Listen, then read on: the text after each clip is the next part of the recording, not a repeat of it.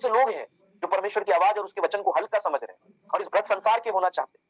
परंतु मैं आपसे कहना चाहता हूं मेरे प्रभु के प्यारे लोग, परमेश्वर की आवाज को जीते जी सुन लो। आज चुन लो कि तुम्हें अनंत जीवन का राज्य चाहिए या परमेश्वर तुम्हारी आत्मा को सर्वदा के लिए मिटा दे कि तुम्हारा स्मरण भी बना ना रहे। इसलिए हमें मन फिराना है। अगर हम किसी ऐसे बातों में हैं तो हमें आजाद होना है, क्योंकि हम इस भ्रष्ट संसार के नहीं है। हमें ये दुनिया छोड़कर उस खुदा के पास जाना है, इसलिए हमें उसके लिए जीना है। मसीह संदेश लेकर आए, मन फिराओ स्वर्ग का राज्य निकट है। मसीह का संदेश है, मन फिराओ स्वर्ग का राज्य निकट है। वो आ रहा है। इसी में आएंगे लोग कि कौन बालक है और कौन प्रिय बालक है। ठीक है ना? बालक वो है जो बाप के साथ रहता है पर बाप की आज्ञा नहीं मानता, और प्रिय बालक वो है जो बाप के साथ रहता भी और बाप की आज्ञा भी मानता है। तो जो बातें आप लोगों को दी जा रही है तो वो देखना पड़ेगा कि कौन, किसका क्या स्तर है प्रभु में, और कौन इसके प्रति जवाबदेही है। इसको रिस्पॉन्सिबल होना बोलते हैं, जिम्मेवार होना बोलते हैं। तो ये आपके लिए बहुत ज्यादा जरूरी है कि आप लोग जो भी चीज दी जाती है उसको ध्यान धर के आप लोग करना चाहिए। तो प्रभु आपको आशीष दे। आज मैं बुक से नहीं पढ़ा रहा हूँ। आज प्रभु मतलब मुझे जब मैं पढ़ रहा था या आज मैं प्रचार कर रहा था तो प्रभु ने मुझे मदद किया कि ये वचन मेरी आत्मा में आया और इस वचन से मैं बात करना चाहता हूँ। शायद मेरी आवाज क्लियर है? एक बार कोई यस और नो बता दे। हाँ ओके ओके ओके यस हाँ, तो मेरी आवाज क्लियर है। मैं आज वचन से बात करना चाहता हूँ, है ना शिक्षा, क्योंकि वॉइस बीच में अगर ब्रेक हो जाए, कट जाए, इसीलिए मैं नहीं चाहता आज मैं बुक से ना बात करते हुए। हमारा आज का सेशन था कि परमेश्वर की कहानी, तो मैं इस पर चर्चा करना चाहता था, पर मैं वचन पे बात करके आज की प्रार्थना को अंत करना चाहता हूँ। तो मेरे लिए कोई व्यक्ति जो यहाँ पर है जिसके पास बाइबल है, कौन पढ़ सकता है आज? किसे हम देंगे वचन पढ़ने के लिए? मत्ती 10 उसका 30 पढ़ेंगे भैया। तुम्हारे सिर के बाल भी सब गिने हुए हैं, इसलिए डरो नहीं, तुम बहुत गौरियों से बढ़कर हो। आमीन। प्रभु आपको आशीष दे। ये जो वचन पढ़ा गया है, यहाँ बाइबल हमें एक चीज बता रही है कि हमारे परमेश्वर ने हमारे सर के बाल को भी क्या करके रखा है? गिन के रखा है। क्या ये अद्भुत नहीं है कि आप और मैं एक हादसा नहीं है? कोई बाल को नहीं गिन सकता, लेकिन परमेश्वर ने बालों की भी गिनती कर रखी है। हालेलुया। और इसी के साथ भजन संहिता 139 उसका 14 वचन हम पढ़ेंगे तो उसमें भी हमें कुछ बातें देखने को मिलेगी। ये तो बात है बालों की, कि परमेश्वर ने हमारे सर के बालों को भी क्या कर रखा है? गिन कर रखा है। तो मैं ये बोलना चाह रहा हूं, आप और मैं खुद को मजाक समझ सकते हैं, आप और मैं अपने जीवन को व्यर्थ समझ सकते हैं, आप और मैं इस जीवन को हल्का ले रहे हो, लेकिन परमेश्वर इसे जरा भी हल्के में नहीं ले रहे। परमेश्वर जो भी कर रहे हैं या वो जो करना चाहते हैं वो एक योजना के तहत कर रहे हैं। तो जिस परमेश्वर ने सर के बाल गिन रखे, क्या लगता है वो आपको और मुझे नहीं जानता होगा? क्या वो आपको और मुझे नहीं पहचानता होगा? निश्चिंत ही वो आपको और मुझे जानता है, आपको और मुझे पहचानता है। तो एक बात मैं जो बोलना चाह रहा हूं, जो हम परमेश्वर की कहानी में भी देखेंगे, जिस दुनिया में आप और मैं रह रहे हैं, है ना, जिस दुनिया में आप और मैं रह रहे हैं, ये जो दुनिया है परमेश्वर ने बनाई, है ना। परमेश्वर की कहानी में जब हम पढ़ेंगे, ये जो दुनिया है परमेश्वर ने बनाई। परमेश्वर ने नर और नारी की रचना की। बीमारी, गरीबी, अच्छे बुरे, नग्नता, नंगाई, ठीक है, व्यभिचार, घमंड, ईर्ष्या, डाहा, जलन, हत्या, घूसखोरी, लूचपन, हर चीज आज आपको और मुझे पृथ्वी पर दिखाई देती है। जिस संसार में आप और मैं रह रहे, ये वो संसार है जो आदम की गलती के कारण तैयार हुआ है, जिसमें आप और मैं रह रहे। लेकिन क्या आप और मैं इसे पकड़ के रख सकते हैं? नहीं। मैं ये बोलना चाह रहा हूं कि जिस संसार में आप और मैं रह रहे, निश्चिंत ही यहाँ पर पाप है, बीमारी है, गरीबी है, श्राप है, सब कुछ है, दर्द है, पीड़ा है। मान लीजिए वो ये संसार है, यहाँ पर एक व्यक्ति है जहां पर दर्द है, पीड़ा है, बीमारी है, श्राप है। ये वो संसार है जिसके द्वारा आदम जो है तैयार हुआ, है ना। और आज आप और मैं जिस संसार में रह रहे हैं, ये वो संसार है जो आदम के धोखे से तैयार हुआ, जहां पर हमें हर प्रकार की पीड़ा देखने को मिलेगी, जहां आप और मैं तड़प रहे हैं, जहां आप और मैं दुहाई देते हैं।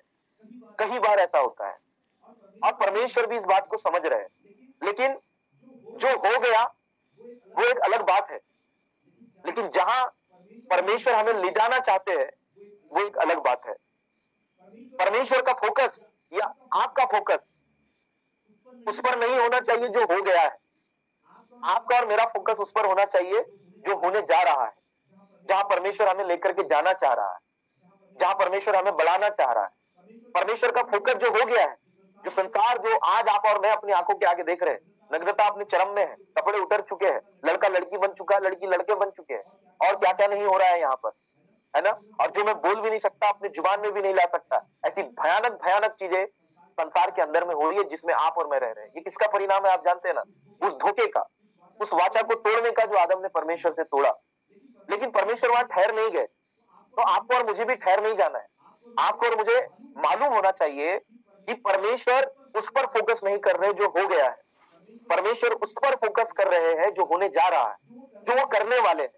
ये तो वो दुनिया है जो भ्रष्ट हो चुकी है, पर परमेश्वर ने आपके लिए और मेरे लिए एक नई दुनिया को बनाए रखा है, एक नई दुनिया को तैयार किया है, जहां इस संसार से वो हमें वहां लेकर के जाना चाहते हैं। परमेश्वर अपने पास लेकर के जाना चाहते हैं। परमेश्वर भी नहीं चाह रहे कि हम ऐसे भ्रष्ट संसार के अंदर में रहे, लेकिन इस भ्रष्ट संसार में परमेश्वर की आवाज कौन सुनता है, इस पर सवाल है। ठीक है, अब मान लीजिए कोई व्यक्ति इस भ्रष्ट संसार के अंदर में रह रहा है, या कोई प्रभु का दास या जन जाकर उसको बताता है, मेरे भाई मेरी बहन, ये जो संसार आप देख रहे हैं ये वो संसार है जो परमेश्वर ने बनाया, लेकिन आदम के धोखे के कारण आज आपको और मुझे जो दिखाई देता है पीड़ा, दर्द, दरिद्रता, एक अटल सच्चाई है। लेकिन मैं तुम्हें एक वचन देना चाहता हूं, एक सुसमाचार सुनाना चाहता हूं कि परमेश्वर ने हमारे सर के बाल भी गिन रखे हैं, और हम अचानक इस संसार में नहीं आ गए हैं, और परमेश्वर हमें इस भ्रष्ट संसार पे एक अनंत संसार में लेकर जाना चाहते हैं। और जो भ्रष्ट लोग परमेश्वर की आवाज यहां नहीं सुनेंगे, परमेश्वर ने उनका इंतजाम भी कर रखा है। इस भ्रष्ट संसार के लोग और इस भ्रष्ट संसार के जो जड़ हैं, जो परमेश्वर की आवाज देने पर भी उसकी आवाज को नहीं सुनते, परमेश्वर ने उनका भी इंतजाम कर रखा है। तो मैं इस वचन से आपको ये उत्साहित करना चाह रहा हूं कि जिस परमेश्वर ने दुनिया बनाई वो भी पछताया, उसने कहा मैं पछताया, लेकिन वो वहां रुक नहीं गया। और ये जो संसार है ये उसकी योजना का हिस्सा नहीं है, परंतु उसकी जो महान योजना का हिस्सा है वो तो आने वाला है, वो तो आने जा रहा है। और उसी संसार और उसी राज्य के बीच में, भ्रष्ट संसार में जहां आज भी आप और मैं जी रहे हैं, हमने उसकी आवाज को सुना है। और बाइबल बोलती है जो उसकी आवाज सुनेगा वो अनंत जीवन का वारिस बनेगा, वो सदा काल के लिए उसके साथ रहने पाएगा। मैं कलीसिया में भी बोला और अभी भी बोल रहा हूं। पतरस उसको पूछता है कि भाई हम तो सब कुछ छोड़ के आपके पीछे हो लिए, हमें क्या मिलेगा? प्रभु उससे बड़ा प्यारा जवाब देते हैं कि भाई आप मेरे साथ उस अनंत राज्य में राज्य करने पाएंगे। मैं अपने शब्दों में बता रहा हूं, वचन में और भी अद्भुत लिखा है कि आप मेरे साथ वहां राज्य करने पाएंगे। तो जितने लोग यहाँ पर हैं, जितने लोग मुझे सुन पा रहे, मेरे शब्दों को सुन पा रहे, मैं आपको बोलना चाहता हूँ कि ये संसार परमेश्वर की योजना नहीं है, और मनुष्य यहाँ जी रहा है, ठीक है, इस भ्रष्ट संसार में जी रहा है, लेकिन परमेश्वर ने एक महान संसार की योजना बना रखी है, जिसके लिए आपको और मुझे चुना गया है, जिस आत्मा में चलने और बढ़ने के लिए मुझे चुना गया है, आपको चुना गया है। और आपको चुना गया, ये इसका सबूत ये है कि आज आप इस मीटिंग में हैं, आज आप प्रभु का वचन सुन रहे हैं, उसके वचन पर कान लगाना चाहते हैं। लेकिन इसी भ्रष्ट संसार में जो परमेश्वर की आवाज को नहीं सुनेगा, उसका भी इंतजाम परमेश्वर ने कर रखा है। लेकिन थोड़ा हम वचनों से होते हुए चलते हैं। आपका प्रभु, मेरा प्रभु एक एक व्यक्ति का हिसाब रखता है, और वो आपसे और मुझसे कहता है डरो नहीं, तुम्हारे सर के बाल भी गिने हुए हैं। परमेश्वर ने हमारे सर के बाल भी गिन रखे हैं। हम काम करते हैं, बाल झड़ जाते हैं ना, लेकिन परमेश्वर ने इसको हिसाब में रखा है। वो अद्भुत है, महान है। ये वचन पढ़ने में कितना अच्छा है कि परमेश्वर ने आपके और मेरे सर के बाल भी गिन रखे हैं। तो क्या वो आपको नहीं देखता होगा? क्या वो आपको नहीं जानता होगा? थोड़ा और कुछ अद्भुत वचनों की ओर हम बढ़ेंगे जो एक बुद्धिमान के द्वारा हमें बताया जाता है। भजन संहिता 139 उसका 14 वचन हम पढ़ेंगे। ये तो हो गई सर के बाल की बात जो निखिल भाई ने पढ़ा, लेकिन हम देखते हैं क्या हमारे अंगों के बारे में भी कुछ है? क्या हम बस एक हादसा है? क्या एक शारीरिक संबंध के द्वारा हम जन्म ले लेते हैं? कि परमेश्वर की योजना इसके पीछे है। आप और मैं एक हादसा नहीं है, आप और मैं एक हादसा नहीं है। अपने जीवन को हादसा ना समझे। वचन कह रहा है कि तुम बहुत गौरैयों से बढ़कर हो, तुम बहुत गौरैयों से बढ़कर हो। प्रभु आपका मूल्य समझता है, प्रभु आपका मूल्य जानता है। इसलिए वचन कहता है आपके लिए उसने अपने बेटे को नहीं रख छोड़ा। आपके लिए सोचिए, मैं एक व्यक्ति हूं, मेरा दोस्त निखिल है और उसके लिए मैं अपने बेटे को कुर्बान कर रहा हूं, तो ये मेरे प्रेम का अंदाजा वो लगा सकता है कि मैं उससे कितनी मोहब्बत करता हूं। तो बाइबल में लिखा है कि परमेश्वर ने अपने एक लौते को नहीं रख छोड़ा, सिर्फ आपको और मुझे आशीष देने के लिए और इस भ्रष्ट संसार से हमें निकालने के लिए, उस धोखे से बाहर निकालने के लिए, उस शैतान की गुलामी से निकालने के लिए जो आदम ने बेच दिया, धोखा दे दिया, उससे निकालने के लिए परमेश्वर ने अपने एक लौते को भी नहीं रख छोड़ा। वो मसीह जो हमारे लिए आया, वो हमें बताता है कि तुम्हारे सर के बाल भी गिने हुए हैं, तुम एक हादसा नहीं हो, तुम बेवजह नहीं हो, तुम बेकार नहीं हो। परमेश्वर के लिए, परमेश्वर के पास तुम्हारे लिए एक अद्भुत योजना है, और वो योजना इस भ्रष्ट संसार की नहीं है मेरे प्रभु के प्यारे बच्चों, वो स्वर्गीय है, वो अनंत है, वो महान है। उस बात को हमें समझना है। हम यहाँ के नहीं है, ये चीज हम देखते हैं। तो सर के बाल भी गिने गए हैं, ऐसा वचन हमें बताता है। तो परमेश्वर आपको जानता है, वो आपको पहचानता है, आप उसके लिए मूल्यवान है। वो आपके एक एक अंगों को भी जानता है, जो कि हम भजन संहिता 139 उसका 14 वचन में पढ़ेंगे। कृष्णा भाई पढ़ेंगे भजन संहिता 139 उसका 14 वचन। मैं तेरा धन्यवाद करूंगा इसलिए कि मैं भयानक और अद्भुत रीति से रचा गया हूं। तेरे काम जो आपको बस पढ़ते जाएंगे, साथ साथ में पढ़ते जाएंगे। वचन क्या कह रहा है? मैं तेरा धन्यवाद करूंगा इसलिए कि मैं भयानक और अद्भुत रीति से रचा गया हूं। आप कल्पना कीजिए, बताया जाता है कि ये 3 परत में हम लोग बने हुए हैं। अगर हमारे ऊपर मास्क न रखा जाता तो आप और मैं एक दूसरे को देखकर डर रहे होते, लेकिन परमेश्वर ने हमें अद्भुत और भयानक तरीके से रखा है। मुंह दिया बोलने के लिए, आंखें दी देखने के लिए, कान दिया सुनने के लिए, जिससे हमारा जीवन चल रहा है। यह हादसा नहीं है, ये मजाक नहीं है। परमेश्वर के पास आपके लिए और मेरे लिए योजना है। आज की दुनिया कितनी एडवांस हो जाए, पर यह परमेश्वर के सच को दबा नहीं सकती जो उसके वचनों पर है। आप वर्गलाना नहीं, बहकना नहीं। परमेश्वर सच्चा है, जीवित है, उसी ने दुनिया बनाई है, और एक नई दुनिया का इंतजाम उसने आपके लिए और मेरे लिए किया है, जहां हम उसके साथ रहने पाएंगे। इस भ्रष्ट संसार से बाहर वो हमें लेकर के जाएगा, उस महानता में हमें लेकर के जाएगा। इस बात को आपको अपनी आत्मा के अंदर में रखना है, अपनी आत्मा के अंदर में डालना है। और बाइबल बताती है कि मैं भयानक और अद्भुत तरीके से रचा गया। उसकी अद्भुतता और भयानक तो आप और मैं खुद को देखकर ही अंदाजा लगा सकते हैं। इतना मल्टी टैलेंटेड एक इंसान को परमेश्वर ने बना दिया, इतना ज्यादा अद्भुत, इतना ज्यादा अलग। ये सब एक हादसा नहीं है मेरे प्रियो। प्रभु की आपके लिए और मेरे लिए योजना है जो उसने बनाया है। उसके आगे वचन कहता है, पढ़ेंगे भाई। मैं तेरा धन्यवाद करूंगा इसलिए कि मैं भयानक और अद्भुत रीति से रचा गया हूँ। तेरे काम तो आश्चर्य के हैं और मैं इसे भली भांति जानता हूँ। आमीन। दाऊद भी समझ पा रहा है कि उसके काम कितने आश्चर्य के हैं। वो कहना चाह रहा है, प्रभु आप इतने महान और अद्भुत है कि मेरे सर के बाल भी गिन रखे और मुझे इतने अद्भुत और भयानक तरीके से आपने रचा। और न केवल इतना, परंतु उसके आगे और एक वचन है, जब मैं गुप्त में बनाया जाता और पृथ्वी के निचले स्थानों में रचा जाता था, तब मेरी हड्डियां उससे छिपी न थी। तेरी आंखों ने मेरे बेडोल तत्वों को देखा और मेरे सब अंग जो दिन दिन बनते जाते थे, वे रचे जाने से पहले तेरी पुस्तक में लिखे हुए थे। अंग बनते बनते नहीं लिखा था, लिखा है। आप देखिए प्रभु का वचन और कितना अद्भुत है। क्या लिखा है वहां पर जो भाई ने पढ़ा अभी, कि तेरी आंखों ने मेरे बेडोल तत्वों को देखा और मेरे सब अंग जो दिन बनते जाते थे, दिन दिन बनते जाते थे, वो रचे जाने से पहले तेरी पुस्तक में लिखे हुए थे। तेरी पुस्तक में लिखे हुए थे। पहले प्रभु ने आपके अंगों को लिखा, प्रभु ने पहले आपके सर के बालों को गिना, और फिर जब आपको उसने मां के गर्भ में भेजा। यह है परमेश्वर, यह है उसकी अद्भुतता कि आप और मैं एक हादसा नहीं है। लोगों की तरह आप अपने जीवन को न देखें। प्रभु के दास मार्टिन लूथर का कहना है, जब आप उसकी प्रतिज्ञा और उसके वचनों के साथ अपने जीवन को देखेंगे, आपका जीवन आपको कभी भी अंधेरे में दिखाई नहीं देगा। आपका भविष्य कभी भी आपको अंधेरे में दिखाई नहीं देगा, क्योंकि आप उस महान परमेश्वर की योजना है, आप उस महान परमेश्वर का हिस्सा है।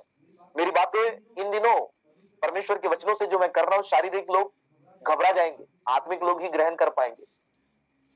ठीक है, इन दिनों का जो वचन आत्मा में आपसे बांट रहा हूं ना, ये आत्मिक लोगों को बातें समझ में आएगी जो परमेश्वर पे विश्वास करते हैं, जो खुद को उसकी संतान समझते हैं।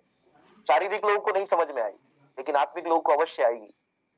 तो यहाँ परमेश्वर का वचन कहता है कि इससे पहले जो मेरे अंग बने जाते थे वो पहले तेरे किताब में लिखे गए थे। प्रभु ने पहले लिखा, फिर आप बनाए गए। सोचिए, तो परमेश्वर जो आपका हिसाब रख रहा है, पृथ्वी में आने के बाद ही नहीं, पृथ्वी में आने के पहले ही उसने हर चीज बहुत प्लानिंग से की है। ये मैं नहीं बोल रहा, ये परमेश्वर का वचन बोल रहा है जो आप और मैं इस वक्त पढ़ रहे हैं। और वचन 17 पढ़ेंगे भैया। मेरे लिए तो हे परमेश्वर, तेरे विचार क्या ही बहुमूल्य हैं। बहुमूल्य है। जोड़, उनकी संख्या का जोड़ कैसा बड़ा है। यदि मैं उनको गिनता तो वे बालू की किनकों से भी अधिक ठहरे थे। जब मैं जाग उठता हूँ तब भी तेरे संग रहता हूँ। परमेश्वर उन्हें ये अद्भुत बात समझाए थे कि मैं जब भी जाग उठता हूँ, बाइबल बोलती है हम जब भी चलते फिरते उसी में सांस लेते हैं। आप खुद को परमेश्वर के बाहर देखने की कोशिश न करें।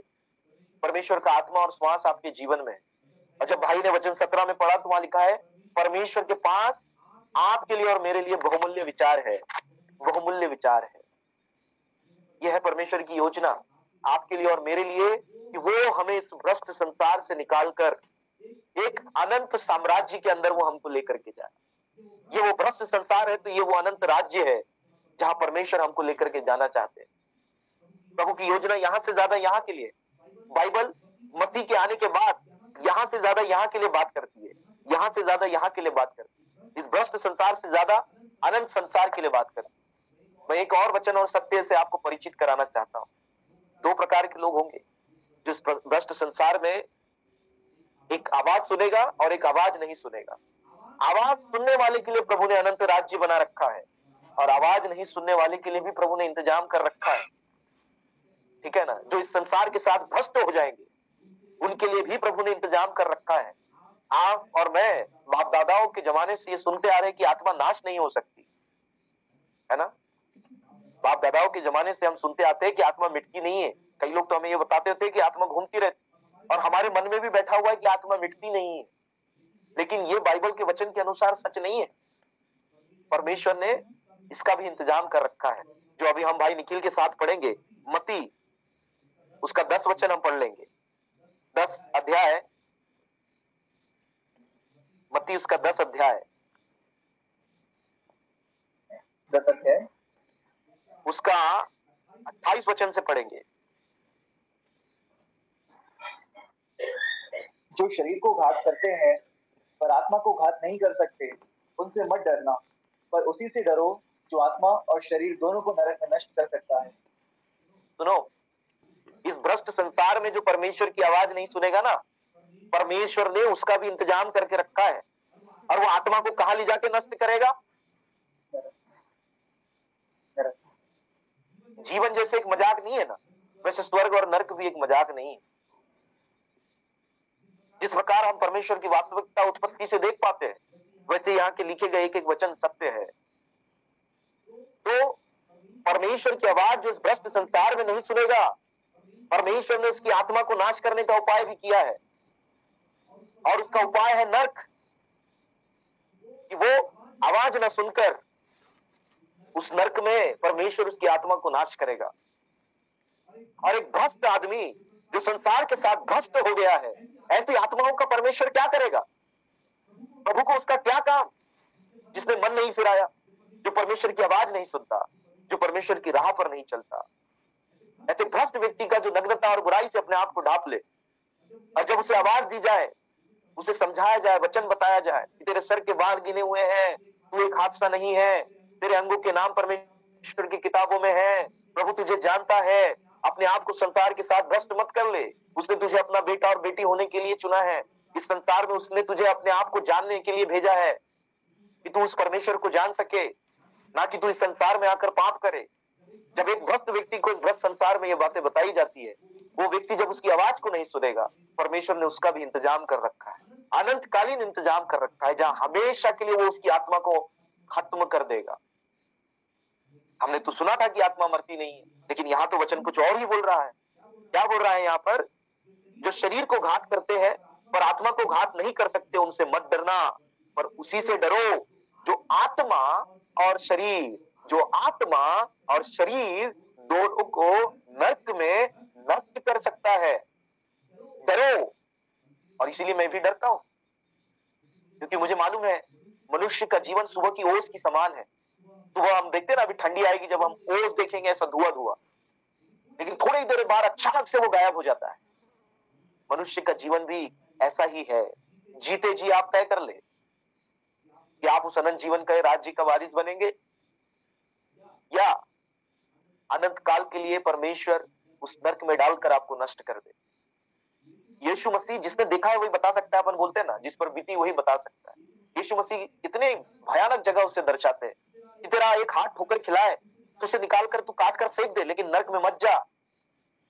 तेरा अपाहिज होकर स्वर्ग में जाना अच्छा है, लेकिन पूरे शरीर के साथ नरक में जाना तेरा अच्छा नहीं। तो आज बहुत से लोग हैं जो परमेश्वर की आवाज और उसके वचन को हल्का समझ रहे हैं और इस भ्रष्ट संसार के होना चाहते हैं। परंतु मैं आपसे कहना चाहता हूं मेरे प्रभु के प्यारे लोग, परमेश्वर की आवाज को जीते जी सुन लो। आज चुन लो कि तुम्हें अनंत जीवन का राज्य चाहिए, या परमेश्वर तुम्हारी आत्मा को सर्वदा के लिए मिटा दे कि तुम्हारा स्मरण भी बना ना रहे। इसलिए हमें मन फिराना है। अगर हम किसी ऐसे बातों में हैं तो हमें आजाद होना है, क्योंकि हम इस भ्रष्ट संसार के नहीं हैं। हमें ये दुनिया छोड़कर उस खुदा के पास जाना है, इसलिए हमें उसके लिए जीना है। मसीह संदेश लेकर आए, मन फिराओ स्वर्ग का राज्य निकट है। मसीह का संदेश है, मन फिराओ स्वर्ग का राज्य निकट है। वो आ रहा है। आज लिबिया एक देश है, पूरा का पूरा शहर डूब गया। बाढ़ से 20,000 लोग मारे गए। मोरक्को में भूकंप आया, हजारों लोग वहां मारे गए। खुदावंद ने फरमाया था मेरे आने से पहले बड़े बड़े जलजले आएंगे और लोग समुद्र की कोलाहल से घबराने लगेंगे। आज पानी ही पानी सबको डुबा रहा है, और मेरे दर्शन के अनुसार भी आप जान सकते हैं। तो मैंने बताया था कि मुझे हर तरफ पानी, तूफान और बिजली दिखाई देती, और इस बीच में मैं शांत हूं। तो जो परम प्रधान के छाए हुए स्थान पर रहे वो उसके सीक्रेट प्लेस में ठिकाना पाएगा। लेकिन संसार के लिए वचन कहता है, और आपके लिए और मेरे लिए वचन कहता है कि तेरे निकट 1000, तेरी दाहिनी और 10,000 गिरेंगे और तेरे पास नहीं। आप और मैं परमेश्वर की इस महान योजना का हिस्सा है। इस भ्रष्ट संसार में हमको नहीं होना है। हम इस भ्रष्ट संसार के लिए नहीं, ये लिखा है संसार और उसमें जो कुछ है वो जलाया जाएगा। संसार और उसमें जो कुछ है वो जलाया जाएगा। आप जलने के लिए तैयार है क्या, कि आप परमेश्वर को चुनना चाहते हैं? आज कितने लोग परमेश्वर के साथ मजाक कर रहे हैं मुझे नहीं पता। कितने लोग परमेश्वर को सीरियस ले रहे हैं मुझे नहीं पता। जो ये नहीं समझ रहे कि उनके सर के बाल भी गिने, उनके अंगों के नाम भी उसकी किताबों में है, और वो उसकी योजना को ठुकरा रहे हैं। परमेश्वर भी एक दिन आपको ठुकराएगा। उसी के आगे जब आप वचन पढ़ोगे ना, लिखा है अगर तुम मनुष्य के आगे मेरा इनकार कर दो तो मैं भी उस स्वर्गीय पिता के आगे तुम्हारा इनकार कर दूंगा। आपको जीते जी तय कर लेना है, क्योंकि इसके बाद तो मरना है। और आप तो जानते हैं, आप तो बुद्धिमान है ही, और अपनी आंखों से देखा है कि दुनिया छोड़ के जाना पड़ेगा। पर दुनिया छोड़ने से पहले तय कर लो इसके पास जाना है, अनंत जीवन में, जहां भूख और प्यास नहीं है, जहां मौत नहीं है, जहां बैर ईर्ष्या डाह जलन नहीं, जहां पवित्रता और मेल वास करता है, जहां परम प्रधान वास करता है। वहां जाना है कि अपने आत्मा और शरीर के साथ नरक में जाना है, जहां अनंत के लिए आपको मिटा दिया जाएगा। मान लीजिए ये एक चीज है, इसको मुझे मिटाना है, तो इसके लिए मुझे कुछ हथौड़ा लगेगा ना। वैसे ही मान लो ये शरीर प्राण है ना, इसके लिए प्रभु ने नरक को बना रखा है, इसको हमेशा के लिए मिटा दे। और ऐसे लोगों का वो करेगा भी क्या, जो संसार में भ्रष्ट हो बैठे हैं। प्रभु ने आपको और मुझे पवित्र होने के लिए बुलाया है, और आपको और मुझे विश्वास योग्यता के साथ परमेश्वर के साथ चलना है। डरो उससे जो आत्मा और शरीर को नरक में डाल के नाश कर सकता है। शायद आज का प्रचार थोड़ा तगड़ा होगा, लेकिन झेल जरूर लेना। समझ में आ गई बात तो स्वर्ग में दिखोगे, नहीं दिखे तो फिर तो समझ ही जाएंगे कि आप कहाँ होंगे। तो इसलिए जितने भी लोग आज प्रार्थना में हैं, हमारे साथ जुड़ रहे हैं, प्रभु की आवाज को सुने। खाना पीना, रहना और मर जाना ही जीवन नहीं है। प्रभु ने एक महान योजना के साथ संसार रचाया था, लेकिन प्रभु को धोखा मिला। होशे की किताब में लिखा है आदम ने उसकी वाचा को तोड़ दिया, फिर भी प्रभु ने नहीं छोड़ा।